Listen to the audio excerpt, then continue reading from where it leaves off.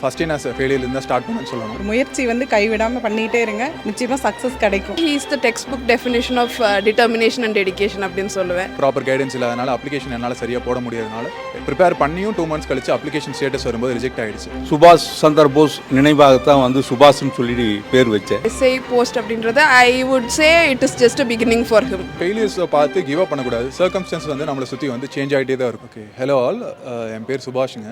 இங்கே ரேஸ் இன்ஸ்டியூட்டில் 2022 செப்டம்பர்லேருந்து இங்கே ப்ரிப்பேர் பண்ணிகிட்ருக்கேன். ஸோ நான் இங்கே எஸ்எஸ்சி எக்ஸாமினேஷனுக்கு வேண்டி ஸ்டார்ட் பண்ணேன். ஸோ இங்கே நான் ஸ்டார்ட் பண்ணும்போது சிபிஓ எக்ஸாமினேஷனுக்கு வேண்டி ஸ்டார்ட் பண்ணேன்.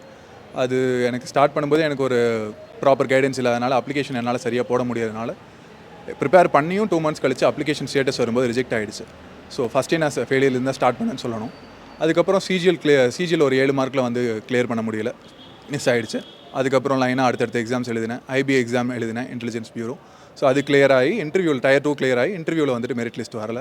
ஸோ அடுத்து இந்த இதை வந்து ஃபயரை வந்து விடக்கூடாது அப்படிங்கிறதுக்காக அடுத்த லைனை எல்லா எக்ஸாம்ஸும் எழுத ஆரம்பித்தேன். ஸோ அந்த வரிசையில் TNPSC எஸ்ஏ எக்ஸாம் கிளியர் ஆகிருக்கு. ஸோ ஜிஎஸ் படித்ததுனால வந்துட்டு எல்லா இதுவுமே எனக்கு எல்லா எக்ஸாம்ஸுக்குமே அது யூஸ்ஃபுல்லாக இருந்துச்சு. அது கிளியர் பண்ணதுக்கப்புறமா ஃபிசிக்கல் கிளியர் பண்ணியாச்சு, ஸ்போர்ட்ஸ் பேக்ரவுண்ட்னால கிளியர் பண்ணியாச்சு.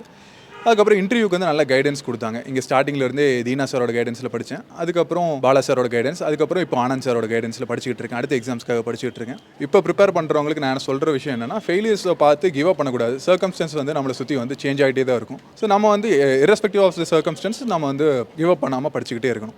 ஸோ அதுதான் நான் சொல்ல விரும்புகிறேன். ஒரு எக்ஸாம்ஸு மட்டும் ஃபோக்கஸ் பண்ணாமல் எல்லா எக்ஸாம்ஸ்க்கும் நீங்கள் படிக்கலாம். ஜிஎஸ்ஸாக இருக்கட்டும், குவான்ஸாக இருக்கட்டும், நீங்கள் எது ப்ரிப்பேர் பண்ணாலும் எல்லா எக்ஸாம்ஸுக்குமே அது யூஸ்ஃபுல்லாக தான் இருக்க போகுது.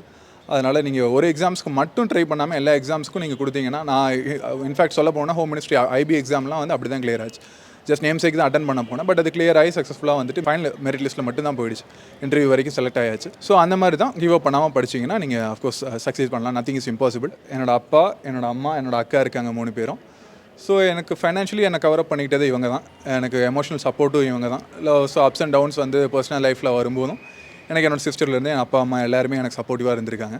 ஸோ என்னோடய ஃப்ரெண்ட்ஸ், அஃப்கோர்ஸ் என்னோடய ஃப்ரெண்ட்ஸ் வந்துட்டு க்ளோஸ் சர்க்கிள் ஃப்ரெண்ட்ஸ் இருக்காங்க.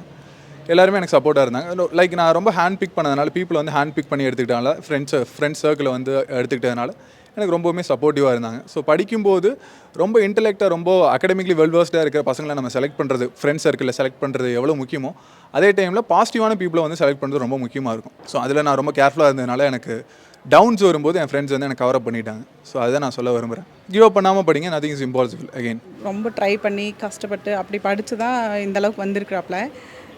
எல்லோரும் இது வந்து ஒரு முயற்சி வந்து கைவிடாமல் பண்ணிகிட்டே இருங்க, நிச்சயமாக சக்ஸஸ் கிடைக்கும்.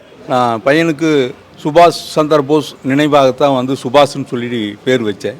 ஆங்கிலேயர் காலத்தில் சுபாஷ் சந்தர் போஸ் எப்படி ஒரு சிம்ம சொப்பனமாக வந்து இந்தியாவில் இருந்தாரோ, அதே மாதிரி இந்த பொறுப்புக்கு வந்ததுக்கு பிற்பாடு சமூக விரோதிகளுக்கு சிம்ம சொப்பனமாக இருந்து அந்த சுபாஷ் சந்திர போஸ் அந்த பேர் வச்சதுக்கான காரணத்தை நிலைநாட்ட வேண்டும் என்பதே என்னுடைய விருப்பம்.